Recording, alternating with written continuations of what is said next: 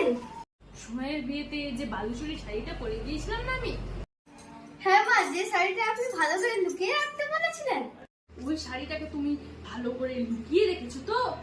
হ্যাঁ মা, ওইটা আমি এমন জায়গায় লুকিয়ে রেখেছি কেউ কোনোদিন খুঁজে পাবে না। তোমার ওই মালতী কাকিমা বলে নাকি আমার ওই অমন সুন্দর শাড়িটা পরে নেমন্তন বাড়ি যাবে, দেবো কেন আমি? ওকে বলো আমি বাড়িতে নেই। আচ্ছা মা।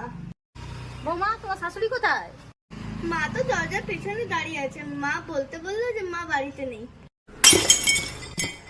ঠিক বললাম তো মা? যাকগে, আমার শাড়িটা কোথায় রেখেছো দাও তো দেখি। আসেন মা। হ্যাঁ গো বৌমা, সোফার পেছনে নিয়ে এলে কেন? দেখুন মা, এখানে লুকিয়ে রেখেছি। হায় হায় হায়, আমার শাড়িটা কি করে দিল গো বৌমা।